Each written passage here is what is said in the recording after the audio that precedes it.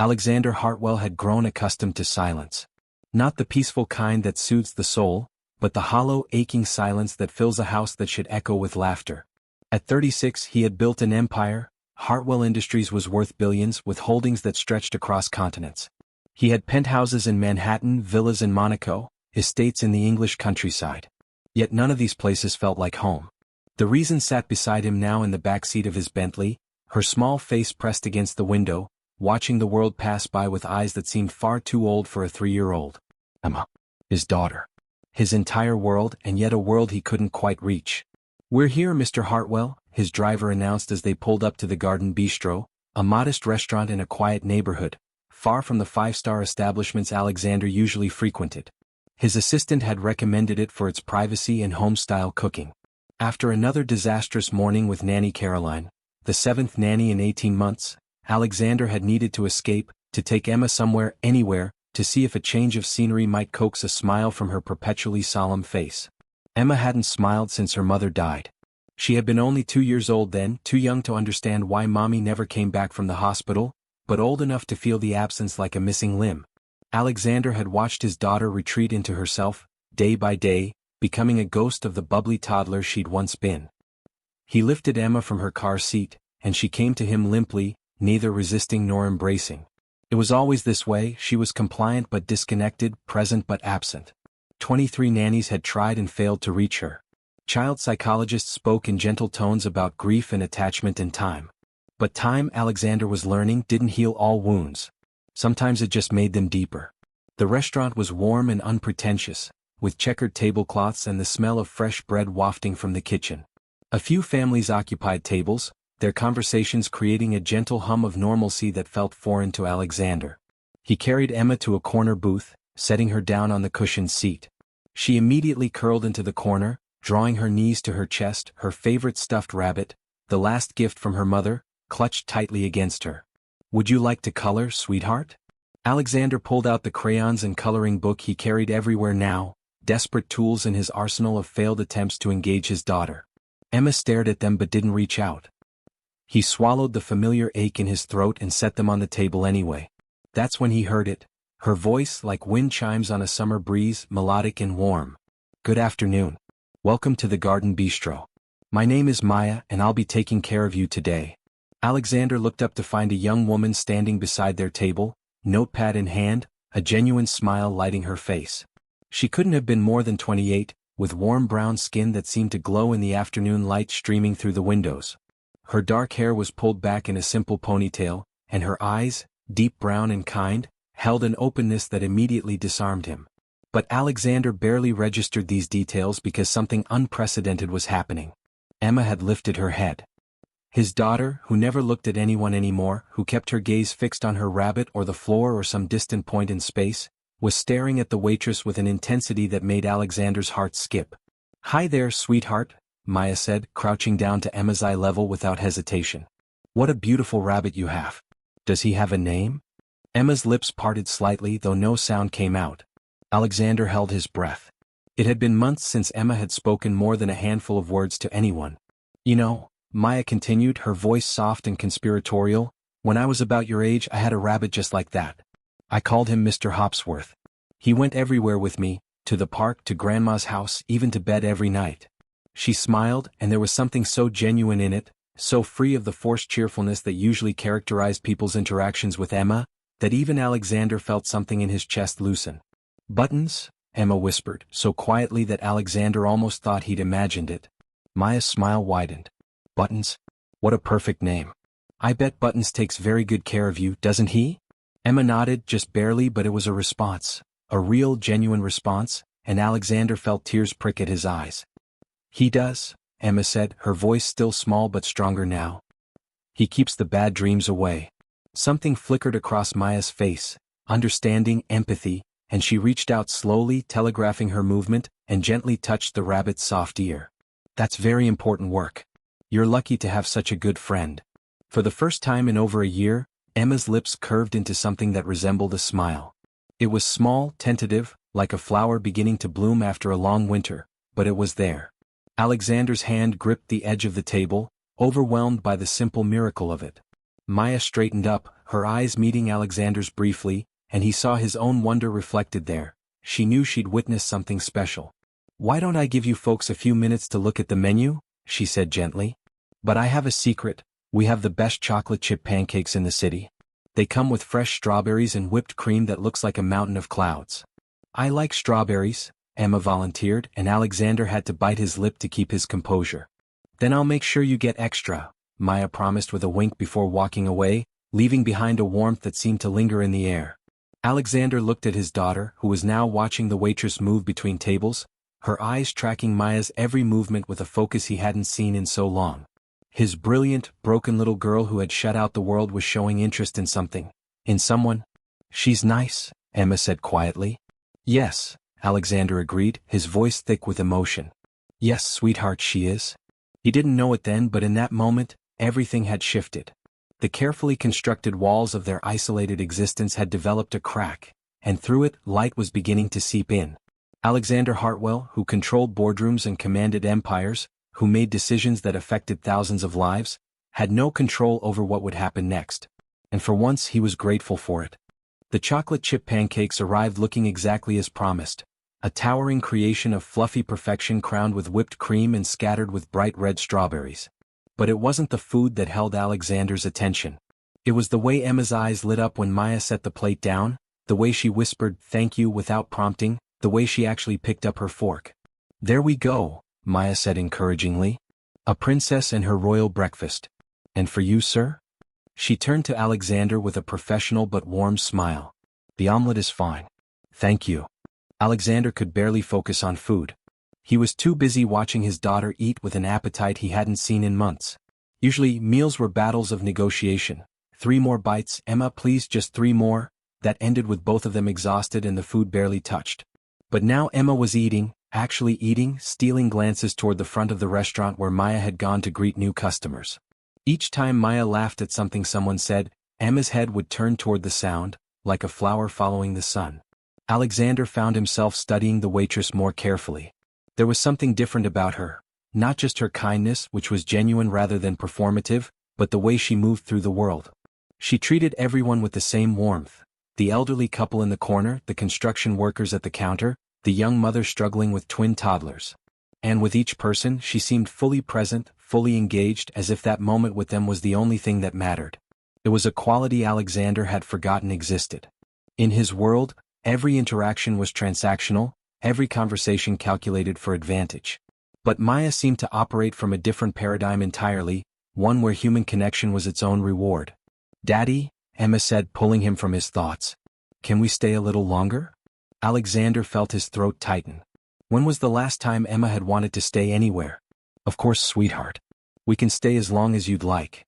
They lingered over breakfast, then ordered tea. Well, Alexander ordered tea while Emma requested hot chocolate, another unprecedented choice.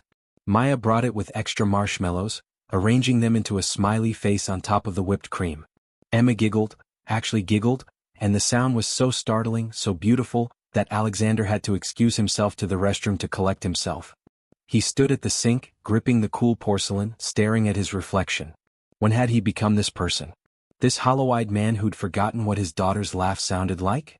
He'd been so focused on providing for Emma, the best nannies, the best doctors, the best everything money could buy, that he'd missed what she actually needed. Not perfection. Not wealth. Just warmth. Just presence. Just human connection. He had failed her, he realized. Not because he didn't love her, God, he loved her more than his own life, but because he'd been trying to fill a mother-shaped hole with everything except what Emma was really searching for. Someone who could hold her grief, understand her loss, and show her that it was still okay to feel, to trust, to love. When he returned to the table, Emma wasn't there. His heart seized with instant panic until he spotted her, standing at the counter, buttons clutched in one arm, talking to Maya who had crouched down to her level again. Alexander moved closer, staying just out of sight, wanting to hear what his daughter found to say to this virtual stranger when she barely spoke to him anymore. "And Mommy used to sing it at bedtime," Emma was saying, her voice wavering. "But I can't remember all the words anymore. I try really hard, but they keep going away." "Oh, sweetheart." Maya's voice was tender, thick with emotion. "That must feel so sad." Emma nodded, and Alexander saw her small shoulders begin to shake. "I don't want to forget her." Daddy says she's watching from heaven, but I can't see her. I can't hear her. And sometimes, her voice dropped to a whisper, sometimes I can't remember what she smells like anymore. Alexander's hand flew to his mouth, stifling a sound of pain. Emma had never said any of this to him, never verbalized the fears that must have been eating at her for months. He'd failed her even more profoundly than he'd thought. Your mommy will always be part of you, Maya said gently, and Alexander could hear tears in her voice now too. Even when memories get fuzzy, the love doesn't. Love isn't just in remembering, it's in your heart, in your bones, in the way you hold buttons when you need comfort.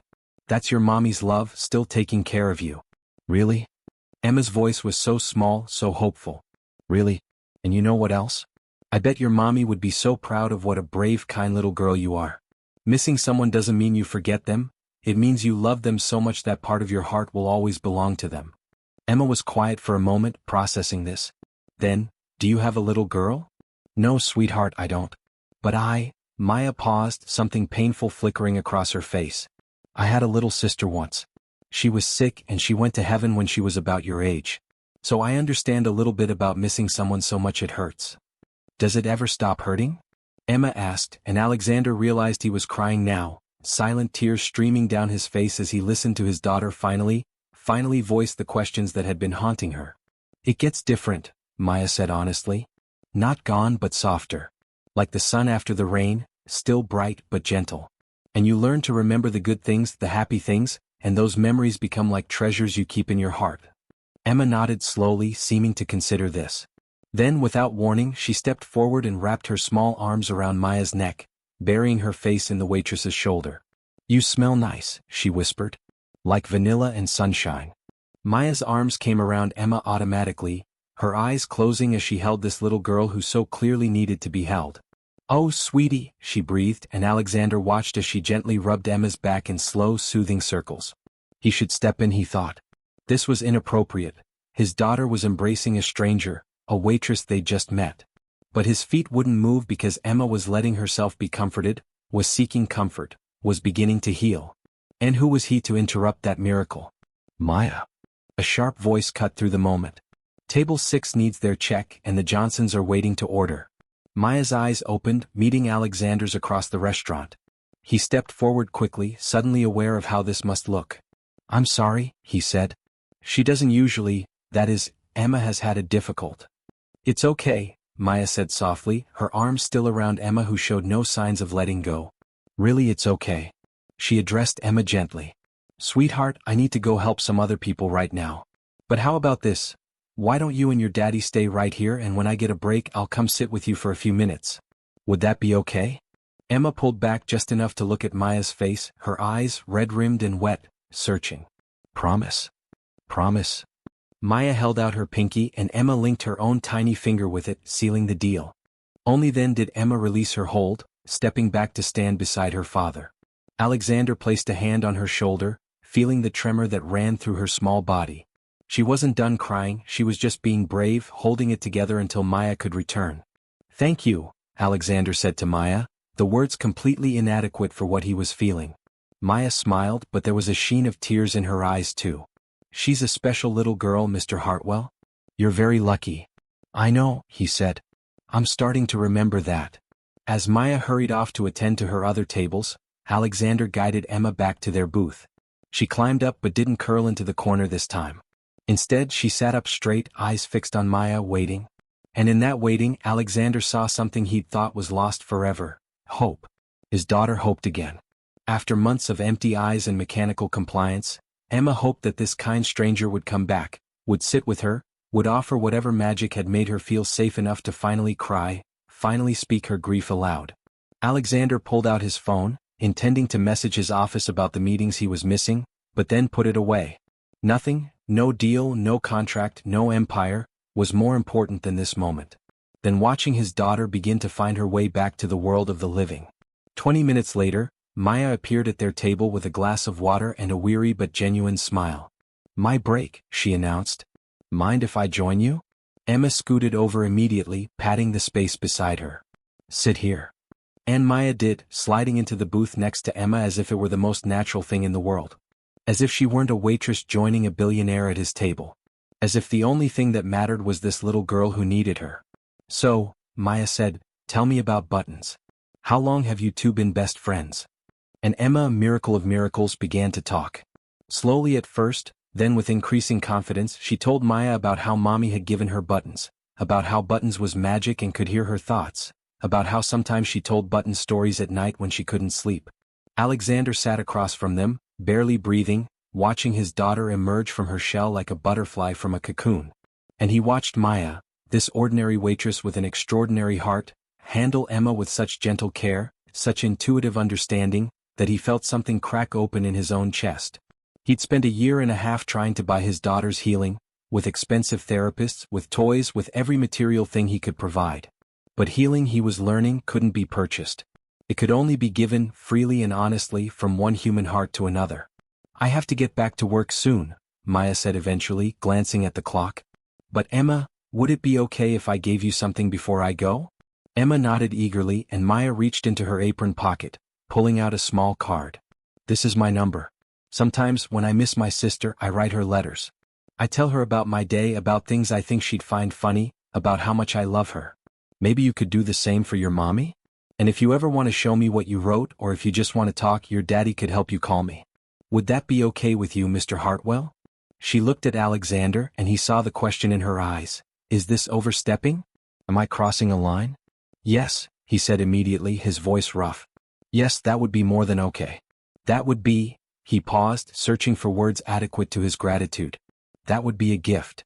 Maya's smile was warm and a little sad. "She reminds me of someone I used to know," she said softly.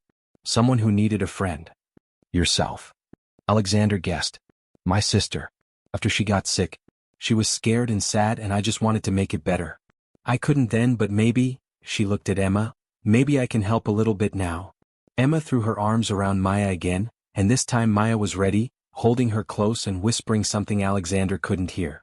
When Emma finally released her, there was color in her cheeks, a brightness in her eyes that had been absent for so long. "Thank you, Maya," Emma said clearly, "for being my friend. Anytime, sweetheart. Anytime." As Maya stood to return to work, Alexander stood too, pulling out his wallet. He left a tip that was probably more than Maya made in a week, maybe a month. It wasn't enough, could never be enough, but it was something. "Mr. Hartwell," Maya said, noticing the bills on the table, "that's too much." "No," he said firmly. "It's not nearly enough. You've given us something priceless today." Their eyes met, and in that moment, Alexander felt something he hadn't felt in years, a connection. Not a business connection or a social obligation, but a genuine human connection that transcended the vast differences in their circumstances. She'd seen his pain, his daughter's pain, and she'd responded with pure compassion. No judgment. No pity. Just kindness. "Come back soon?" Maya said, phrasing it as a question, though her eyes held a hope that matched Emma's. "We will," Alexander promised. And he meant it. As they left the restaurant, Emma held his hand, actually held it, her small fingers intertwined with his, and chattered about Maya, about Buttons, about how she thought Mommy would have liked Maya too. And Alexander listened, really listened, and wondered how one chance encounter in an ordinary restaurant could feel like the moment his life divided into before and after. Before Maya and after Maya. Before hope and after hope. He didn't know yet that this was only the beginning. That the crack Maya had opened in their carefully constructed walls would widen, that she would become not just a memory of one good day but a constant presence in their lives. That his daughter would choose her, really choose her, in a way that would change all three of them forever. All he knew was that for the first time in 18 months, when he looked at Emma, he saw his daughter. Not a ghost. Not a shell. But a real little girl with real feelings who was beginning to believe that the world might still hold good things after all. And that was enough. For now, that was more than enough. The dreams came that night, vivid and terrible. Emma woke screaming at 2 a.m., her cries echoing through the vast emptiness of the Hartwell penthouse. Alexander ran to her room, his heart pounding, to find her sitting up in bed, tears streaming down her face, reaching out for something, someone, who wasn't there. "Emma, baby, I'm here. Daddy's here." He gathered her into his arms, but she fought against him, still half lost in whatever nightmare had gripped her. "I want Maya. I want Maya," she sobbed, the words breaking Alexander's heart even as they spoke to the day's profound impact. "Where's Maya? I need Maya." "Shoo, sweetheart, shoo. Maya's at her home, sleeping. But you're safe. I've got you." But Emma couldn't be consoled.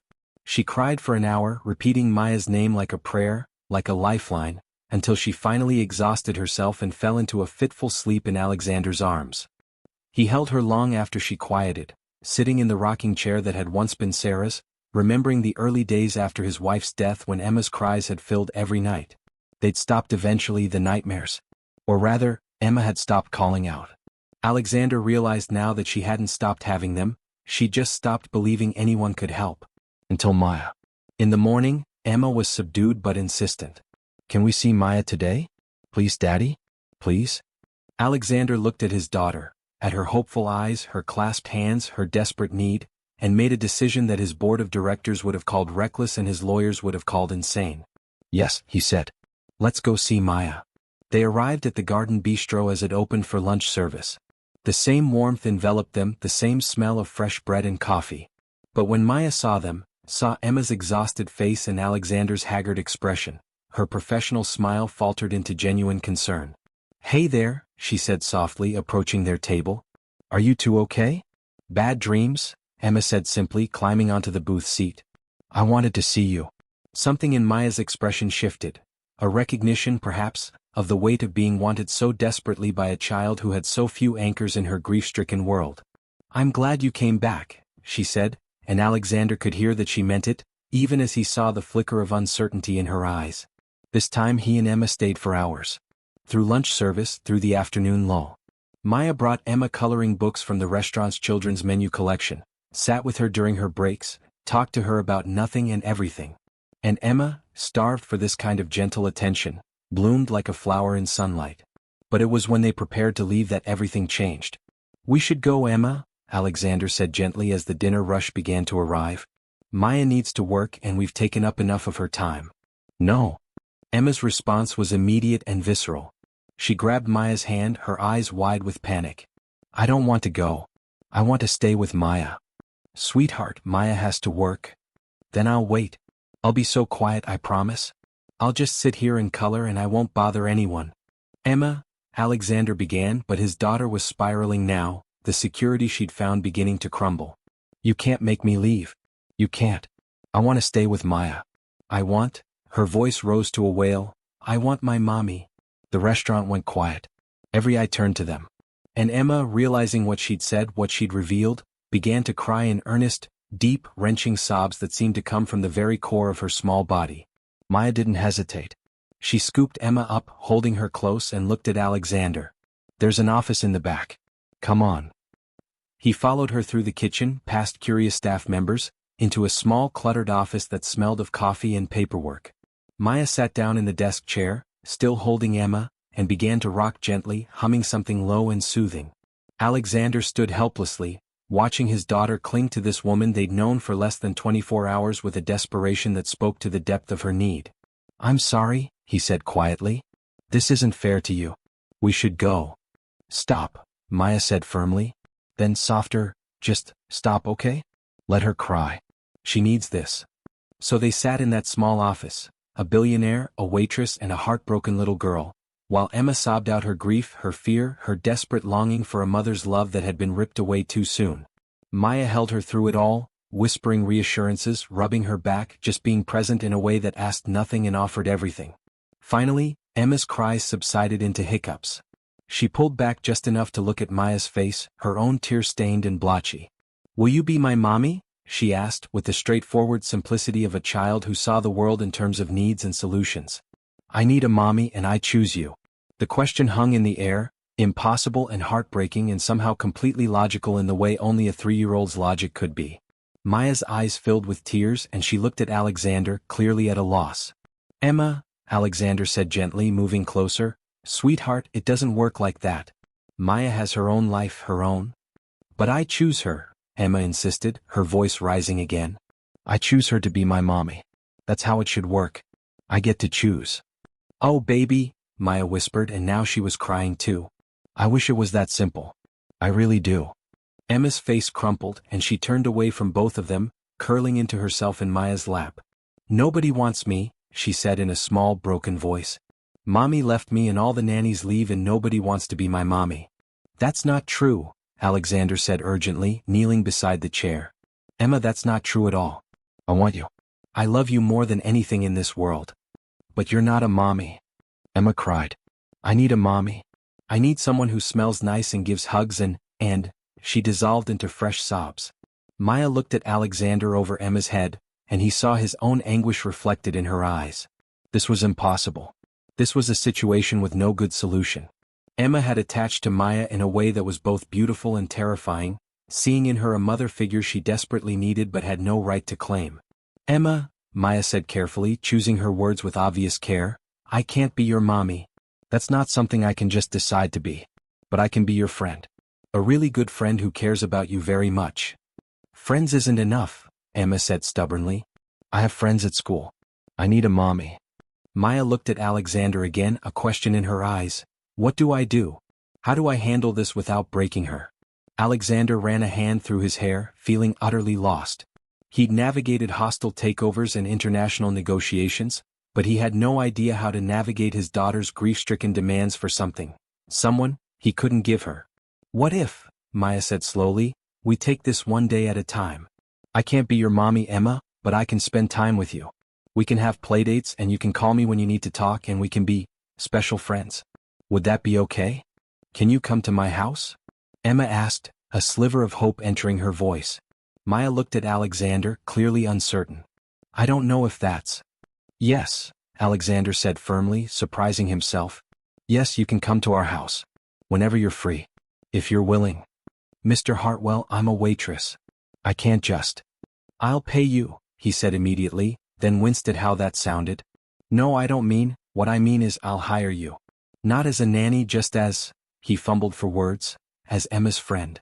Someone who can spend time with her, help her through this. You want to pay me to be your daughter's friend?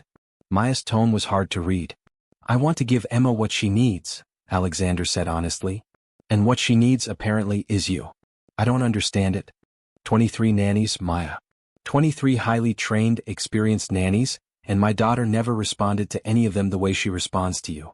So yes, I'll pay you whatever you're currently making, more than you're currently making, if you're willing to spend time with Emma. This is crazy, Maya said, but her arms tightened around Emma protectively.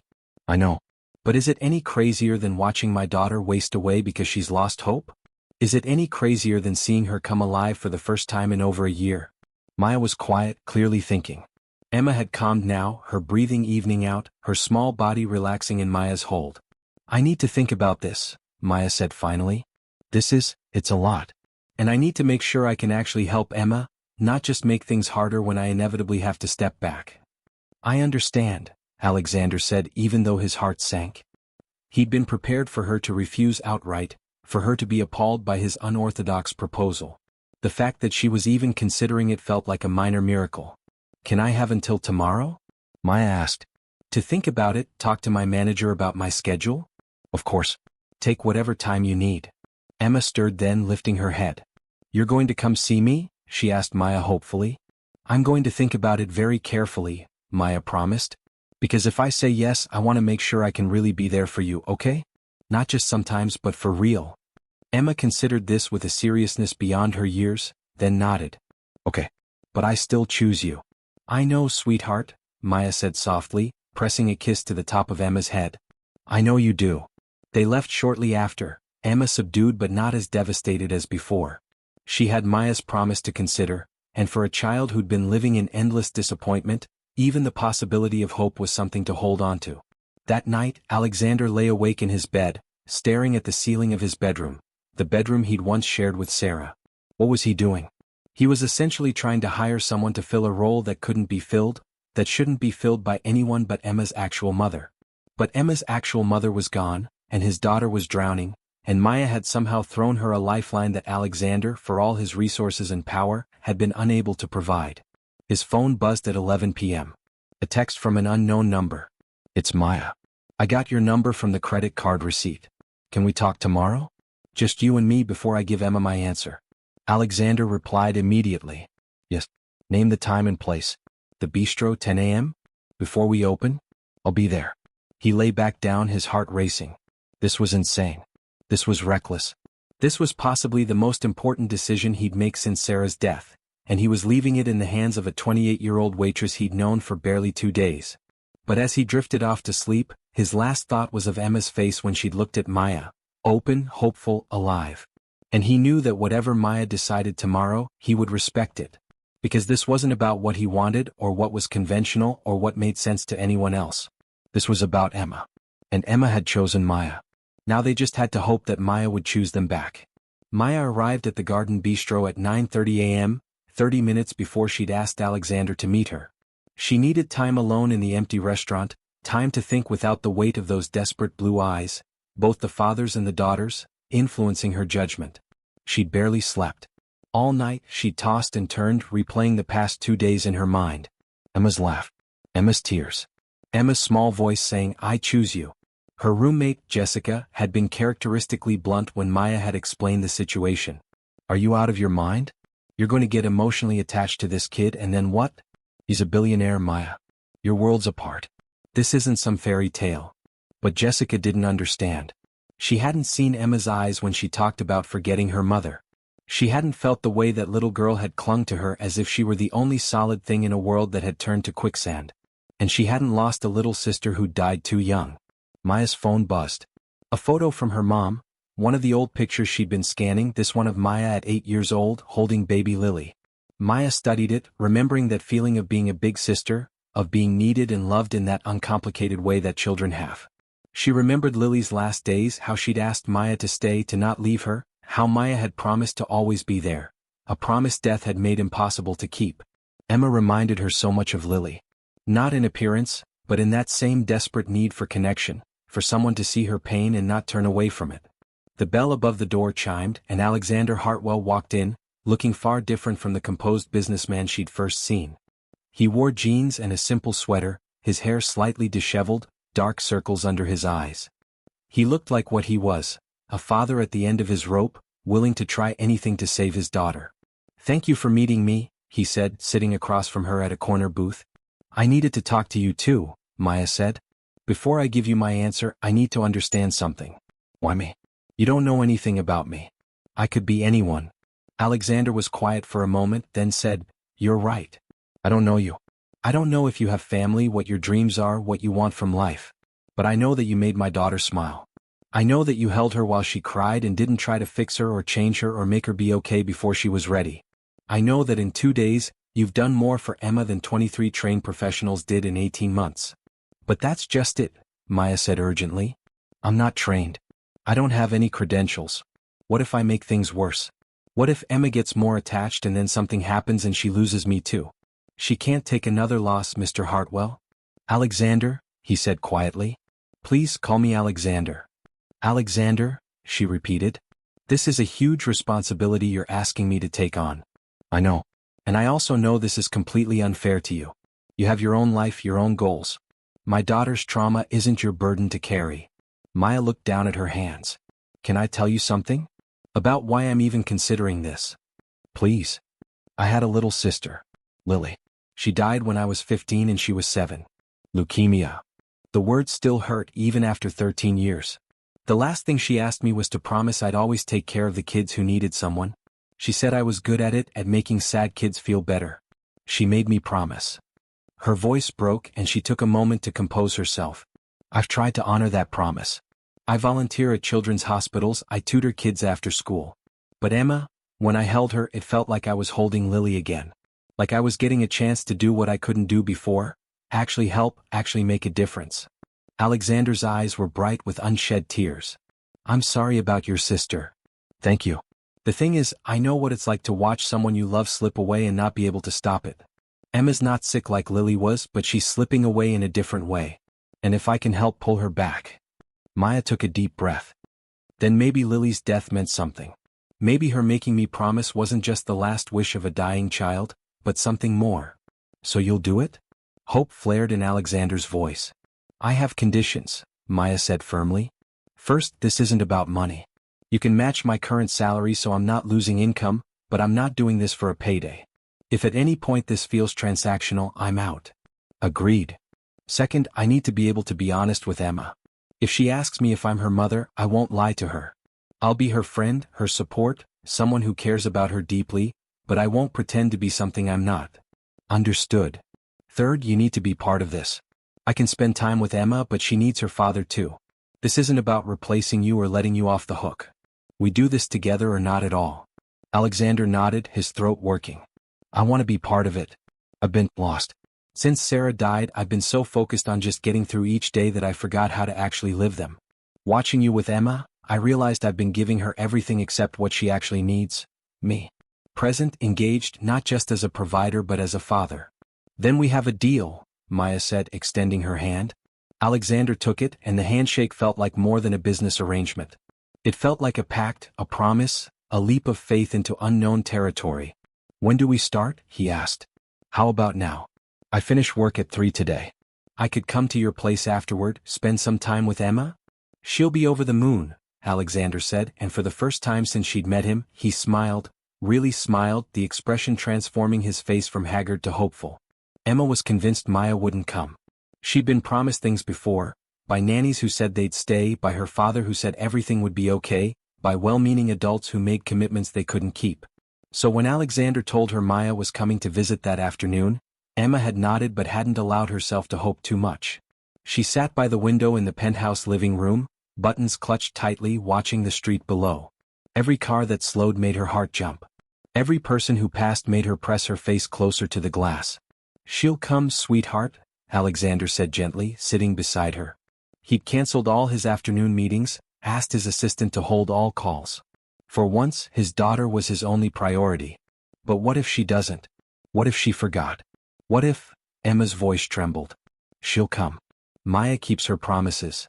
And at 3:30 p.m. Maya did. The doorman called up, and Alexander buzzed her in, watching Emma's face transform from anxiety to pure joy when he said, "She's on her way up." Emma ran to the door, bouncing on her toes with an excitement Alexander hadn't seen since before Sarah's death. When the doorbell rang, she practically vibrated with anticipation as Alexander opened it. Maya. Emma launched herself at the waitress, who caught her with a laugh, spinning her around. Hey there, sweetheart. Did you miss me? So much.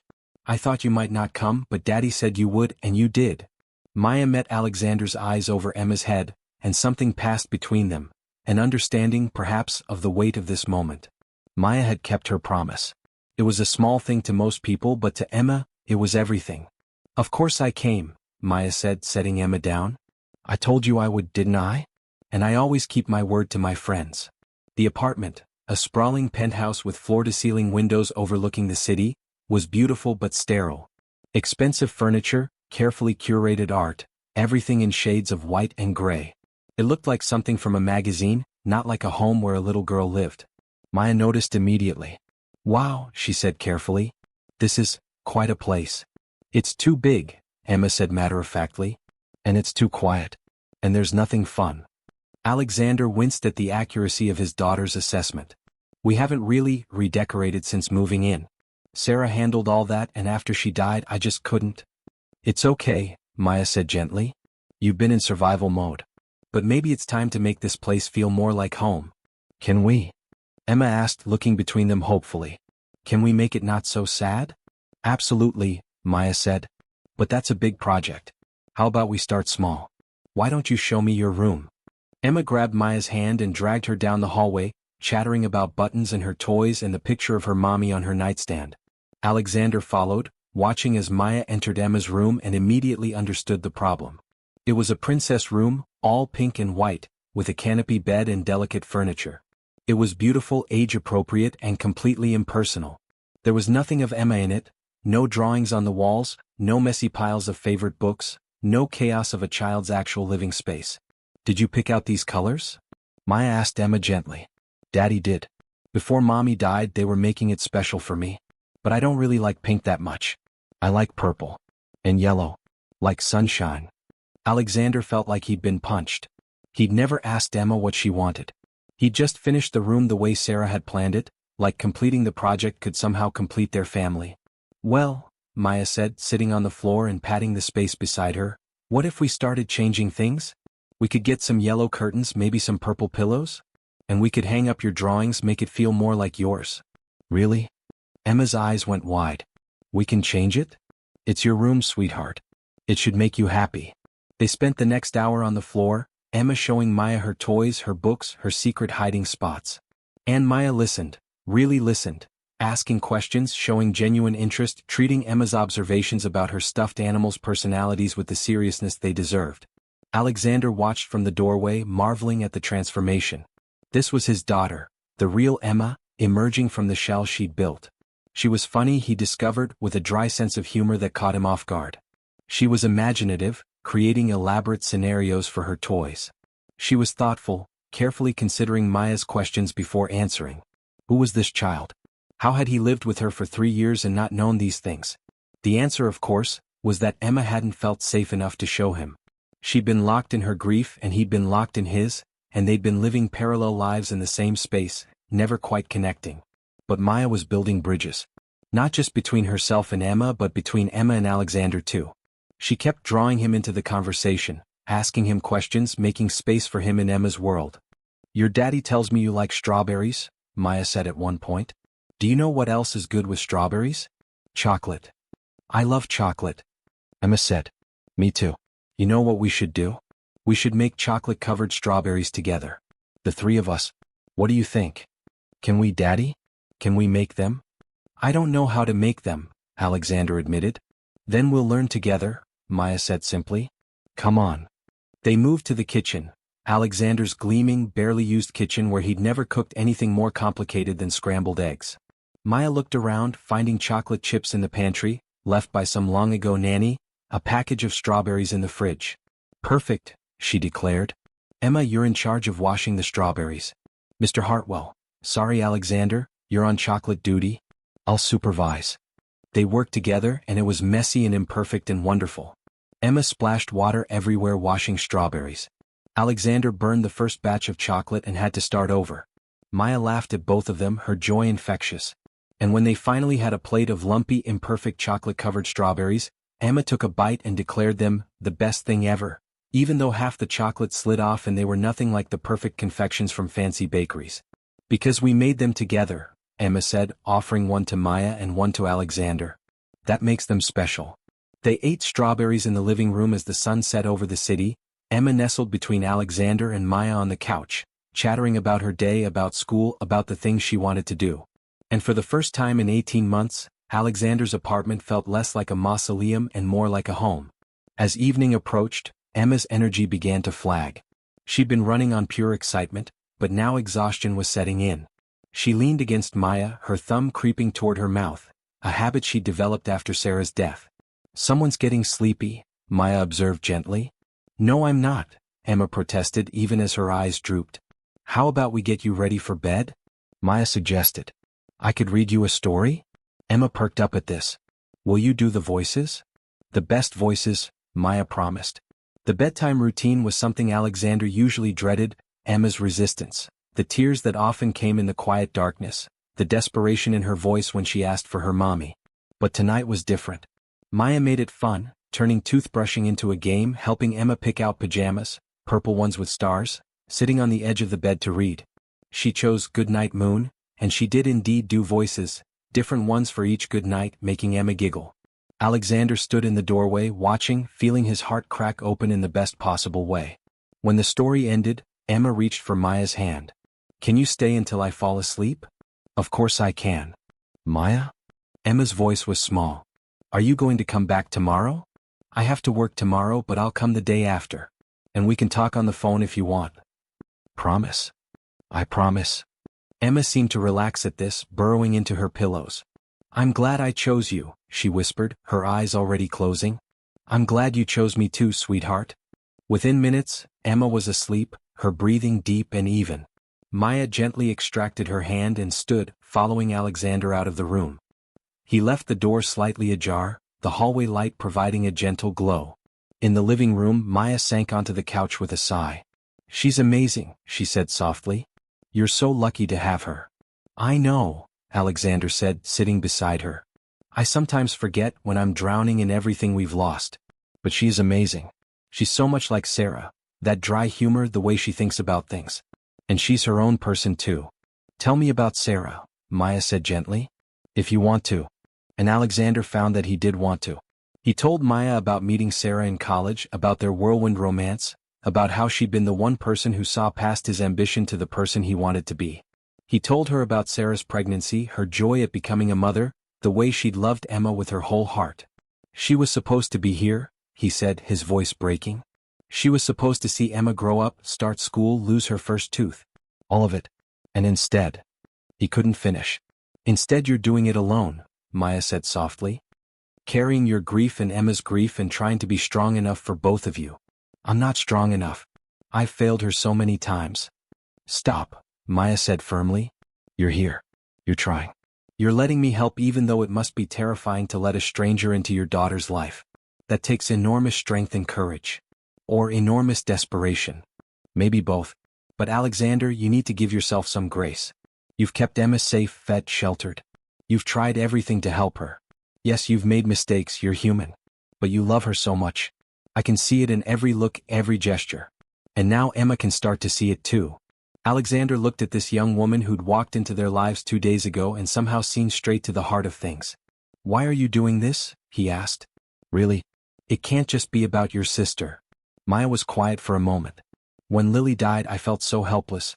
So useless. This brilliant, funny, beautiful little girl was gone and I couldn't save her. I couldn't fix it. All I could do was watch her slip away. She wiped at her eyes. With Emma I can help. I can be what she needs. And maybe that helps heal something in me too. Maybe this is how I keep my promise to Lily, by being there for another little girl who needs someone. Thank you, Alexander said, the words inadequate but heartfelt. For seeing Emma. For seeing us. Thank you for letting me in, Maya replied. It's unconventional and probably crazy, but it feels right. Does that make sense? Perfect sense. They sat in comfortable silence for a while, the city lights twinkling below them. Finally Maya stirred. I should go. Early shift tomorrow. Alexander walked her to the door. Same time day after tomorrow? He asked. I'll be here. As she left, Alexander returned to Emma's room, standing in the doorway watching his daughter sleep. She looked peaceful, her face relaxed in a way it hadn't been in months. Buttons was tucked under her arm, and her lips were curved in the ghost of a smile. We're going to be okay, baby, he whispered. I promise. We're going to figure out how to be a family again. And for the first time since Sarah's death, he believed it. The celebration was Emma's idea. It's our 1-year anniversary, she declared at breakfast one Saturday morning, 4 months after turning 4 years old. Me and Maya. 1 whole year of being special friends. Best friends, Maya corrected, stealing a piece of Emma's bacon. She was at the apartment most days now, her presence as natural as breathing. The restaurant had been understanding when she'd cut back her hours, especially after Alexander had quietly invested in the business, ensuring they could hire additional staff. Best friends forever, Emma agreed, then looked at her father with the calculating expression he'd learned to recognize. Daddy, can we have a party? A party? Alexander repeated, setting down his coffee. The kitchen, once stark and sterile, now featured Emma's drawings on the refrigerator, a cookie jar shaped like an elephant, Emma's favorite animal, and the perpetual cheerful mess of people who actually lived in the space. A small one, Emma clarified. Just us 3. To celebrate. Maya caught Alexander's eye, her smile warm. A year. It felt like both forever and no time at all. In that year, everything had changed. Emma had bloomed. She laughed readily now, her natural brightness no longer hidden behind walls of grief.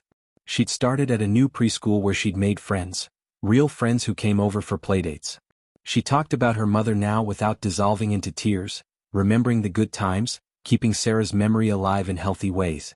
The nightmares hadn't disappeared entirely, but they were less frequent. And when they came, Emma knew she had people who would hold her through them.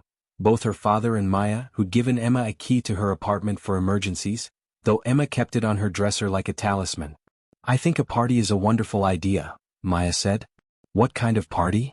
A fancy one, Emma decided. With pretty dresses and music and dancing. Like Mommy and Daddy's wedding. Alexander's breath caught. Emma had found their wedding album a few months ago, and instead of it being painful, it had opened up conversations about Sarah, about love, about family. Maya had sat with Emma for hours, looking at pictures, answering questions, helping her understand that loving someone new didn't mean forgetting someone who was gone. Then a fancy party it is, Alexander said. What should we do first? They spent the day transforming the penthouse. which now bore little resemblance to the sterile showplace it had once been. The walls featured Emma's artwork, framed and displayed with the seriousness of gallery pieces. The living room had a reading corner with oversized pillows. Sarah's piano, which had sat silent and draped since her death, was now regularly played, filled with Maya's enthusiastic if imperfect performances and Emma's first fumbling lessons. They hung streamers, purple and yellow, Emma's favorite colors. They made a cake together, 3 people in the kitchen now moving in practice synchronization. Emma was in charge of sprinkles, Maya handled the frosting, and Alexander had become surprisingly skilled at following directions. As the afternoon wore on, Emma insisted everyone needed to get dressed up. She disappeared into her room, now a riot of color and personality, to put on her princess dress, a purple concoction with layers of tulle that she wore as often as she could get away with. Maya headed to the guest room that had slowly, organically become her room. It had happened gradually over the year, a spare set of clothes for when she stayed late, then a toothbrush, then drawers full of her things until one day Alexander had simply said, "Why don't you just move in?" And Maya had said yes. She emerged in a simple but elegant blue dress, her hair down for once instead of pulled back. Alexander, who'd changed into a suit, felt his breath catch. Over the past year, something had shifted between them. The professional distance they tried to maintain had eroded, replaced by something deeper, more complicated, and infinitely precious. He was in love with her. The realization hadn't come as a dramatic epiphany but as a gradual dawning, like sunrise. He loved the way she hummed while cooking, loved her terrible singing voice that Emma thought was beautiful, loved how she argued with him about parenting decisions because she cared enough to disagree. He loved her courage, her kindness, her ability to find joy in small things. But he'd said nothing. How could he? She was here for Emma, not for him. To confess his feelings would be to risk everything they'd built, to potentially drive away the person who'd saved his daughter. "You look beautiful," he said, the words escaping before he could stop them. Maya's cheeks colored. "Thank you. You clean up pretty well yourself." Before either could say more, Emma emerged, a purple vision of 4-year-old enthusiasm. "I'm ready for the party." They danced in the living room to the playlist Maya had created, a mix of Disney songs and upbeat pop that had Emma twirling and giggling. Alexander swept Emma into his arms, spinning her until she shrieked with delight, then set her down so she could dance with Maya. Watching them together, Alexander's heart felt too full for his chest. Maya held Emma's hands, swaying dramatically, making exaggerated dance moves that had Emma in stitches. This was what family looked like. Not perfect, not traditional, but real and warm and full of love. Later, they ate cake and Emma made a wish before blowing out the single candle they'd placed on top. "What did you wish for?" Maya asked. "Can't tell or it won't come true," Emma said sagely. But she looked at Maya and her father with such transparent hope that Alexander wondered if he already knew what she'd wished for. As evening descended, Emma began to tire, the excitement of the day catching up with her. But instead of going to bed, she had an announcement. "I need to make a speech," she declared, climbing onto the couch so she could see both adults. "For our anniversary." "Okay," Maya said, smiling. "We're ready." Emma took a deep breath, suddenly serious. "1 year ago I was really sad. I missed Mommy so much and I felt like I was all alone even though Daddy was here. Everything felt gray and scary, and I didn't know how to be happy anymore." Alexander's eyes stung with tears. Maya reached over and squeezed his hand. "But then I met Maya," Emma continued, looking at the young woman who'd changed their lives. "And she was nice to me. She didn't try to make me stop being sad. She just stayed. Even when I cried and was probably annoying." "You were never annoying," Maya said softly. "And then Daddy let Maya come be my friend," Emma said, turning to Alexander. "And you started being different too, Daddy. You started smiling more and making pancakes and playing with me instead of just working all the time." "Emma," Alexander's voice broke. "So my speech is, thank you. Thank you for being my family." Emma looked between them with absolute sincerity. "I know you're not my mommy, Maya. I'm not a baby, I know that. But you're my Maya and that's just as special. And Daddy, you're the best daddy in the whole world even when you burn the grilled cheese." They were all crying now, the 3 of them in the soft lamplight of the living room, bound together by grief transformed into love, by loss that had somehow led them to each other. Emma climbed down from the couch and wrapped one arm around Maya and one around Alexander, pulling them close. "This is my wish," she whispered. "For us to always be together. For us to be a family." "Oh, sweetheart," Maya said, her voice thick with tears. She looked at Alexander over Emma's head and something passed between them, a question, an answer, a moment of absolute clarity. Alexander found his voice. Emma, can you give us just a few minutes? Grown-up talk and then we'll tuck you in? Emma nodded, suddenly yawning. Okay, but make it fast. I'm sleepy. She padded off to her room and Alexander and Maya sat on the couch, the space between them charged with everything unsaid. I need to tell you something, Alexander began. And if it ruins everything, I'm sorry, but I can't keep. I love you, Maya blurted out, then clapped her hand over her mouth, eyes wide. Oh God, I didn't mean to say that first. You were talking and I just... You love me? Alexander asked, hardly daring to believe it. I tried not to, Maya said helplessly. I told myself I was here for Emma, that it would be wrong, that we were too different. But Alexander, this year, watching you become the father Emma needs, seeing you grow and change, being part of your lives, I fell in love with both of you. Not Emma like a daughter and you like something separate, but all of us together. Does that make sense? Perfect sense, Alexander said, moving closer. Because I love you too. I think I started falling in love with you that first day, when you saw my broken daughter and didn't turn away. And every day since I've loved you more. The way you are with Emma, the way you challenged me, the way you brought life back into this apartment and into our hearts. So what do we do? Maya asked, her eyes searching his. We tell Emma the truth. That we love each other. That if she wants, Maya can be not just her special friend, but part of our family in every way. As my partner as. Are you proposing? Maya interrupted, her voice catching between laughter and tears. Not yet, Alexander said seriously. That deserves better than an emotional conversation on the couch. But Maya Rodriguez, I'm asking you to be part of our family. Officially.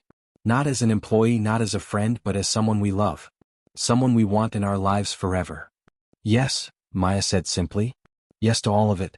Yes to being Emma's. What would I be? Not her mother, but... Her Maya, Alexander said. Just like she said. And maybe, someday if you want something more official. But for now, just yes to being with us, being part of us. They came together then, a kiss that was both tentative and certain, the kind of kiss that sealed promises and opened new chapters. When they pulled apart, Emma was standing in her doorway in her pajamas, buttons under her arm, grinning. I knew it, she said triumphantly. I knew you loved each other. That's what I wished for. You little spy, Maya said, laughing through her tears. How long have you been standing there? Long enough, Emma said, running over and climbing onto the couch between them. So Maya's staying forever now? For real forever? For real forever, Maya confirmed, wrapping Emma in a hug. If that's okay with you. It's more than okay. It's perfect. Emma looked up at both of them, her face radiant with joy. We're a family now. A real family. We've always been a family, Alexander said gently. From the moment you chose Maya, we've been finding our way to this. And now we're here. They sat together on the couch, father, daughter, and the young woman who'd walked into their lives and stayed.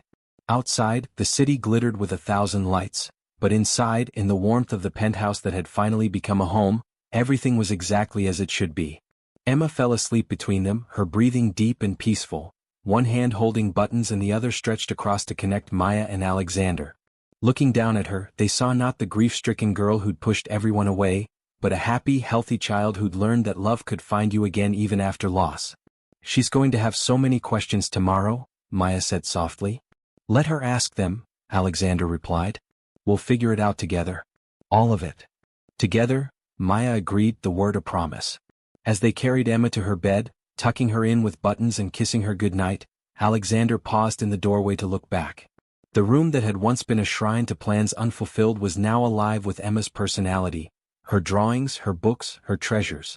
On the nightstand sat 2 photos, one of Sarah holding baby Emma, and one newer photo of Emma, Maya, and Alexander at the park, all 3 laughing at something Emma had said. There was room in Emma's heart for both, for the mother she'd lost and the family she'd found.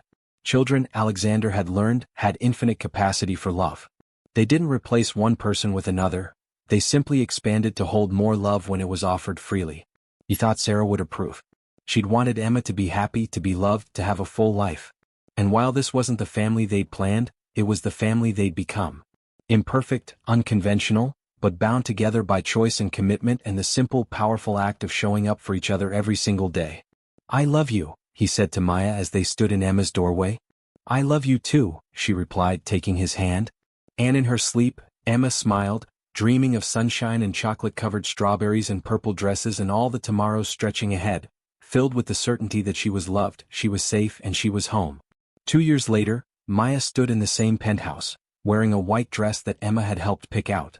It was smaller than her mother's had been at her wedding, just close friends and family, but it was perfect. Emma, now 6 years old and radiant in her purple flower girl dress, held the ring box with utmost seriousness. When the moment came, she walked down the makeshift aisle with perfect precision, presenting the rings with a pride that made everyone tear up. "These are for my daddy and my Maya," she announced to the gathered guests. "Because they love each other and they love me and we're a family." During the vows, when Alexander and Maya promised to love each other through joy and sorrow, in sickness and health, Emma stood between them, one small hand holding each of theirs, part of every promise made. And later, when they cut the cake, chocolate with strawberries of course, Emma made a toast of her own. 3 years ago, she said, her voice clear and confident, "I was sad and I needed a mommy. I met Maya in a restaurant and I chose her. And she chose me back. And then Daddy chose her too and she chose him and we all chose each other. And that's what family is, people who choose each other every day." She raised her glass of sparkling cider. "To choosing each other. To family. To love. To choosing each other," the guests echoed. And as Alexander kissed his new wife while their daughter cheered, he thought about the journey that had brought them here, through grief and loss, through awkward beginnings and uncertain middles, to this moment of pure, uncomplicated joy. Emma had been right that first day. She'd chosen Maya.